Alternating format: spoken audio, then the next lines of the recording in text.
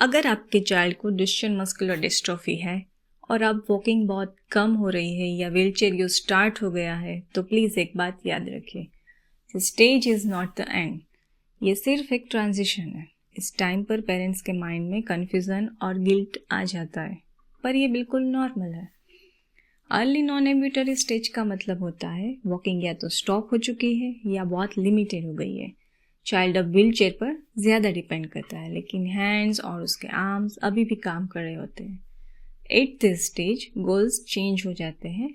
अब focus strength बनाने पर नहीं, फोकस होता है बॉडी को प्रोटेक्ट करना, कंफर्ट देना और कॉम्प्लिकेशंस को प्रिवेंट करना।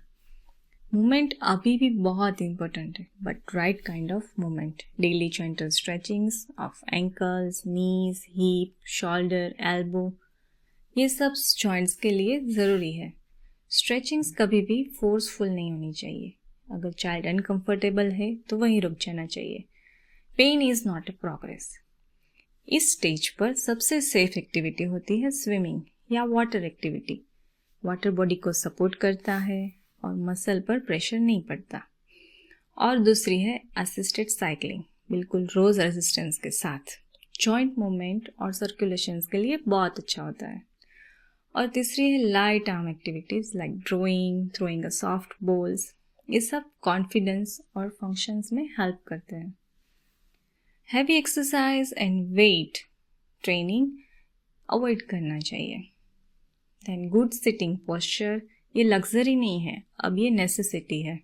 Proper wheel chair supports spine, breathing और डाइजेशन के लिए बहुत इंपॉर्टेंट होते हैं।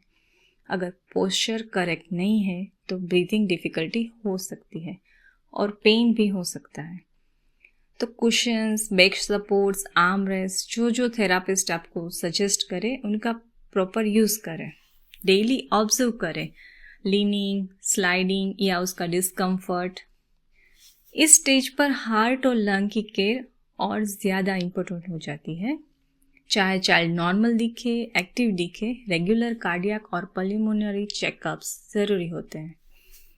ब्रीथिंग एक्सरसाइज और कफ सपोर्ट टेक्निक्स अपनी मेडिकल टीम से सीख लेनी चाहिए। फ्रीक्वेंट चेस्ट इन्फेक्शन, वीक कफ या स्लीप प्रॉब्लम्स, ये सब साइंस को इग्नोर नहीं करना चाहिए। चाइल्ड को डिपेंडेंट मत बनाओ, जितना हो सके उसे खुद करने दे। एडेप्टिव टूल्स अपनाएं, लाइक लाइट स्पून्स ले, easy bottles, table access easy रखे। ये छोटी छोटी चीज़ें बहुत ज़्यादा इम्पेक्ट करती है। इंडिपेंडेंस से कॉन्फिडेंस बढ़ता है, बट रश मत कीजिए। एनर्जी सेविंग भी केयर का पार्ट होती है। इस स्टेज पर मूड स्विंग्स, फ्रस्ट्रेशंस, एंगर, ये चाइल्ड और पेरेंट दोनों को हो सकता है। And this is not a bad behaviour, ये इमोशनल रिस्पॉन्स है। तो अपना रूटीन प्रेडिक्टेबल रखें, रूटीन को सेट करके रखें।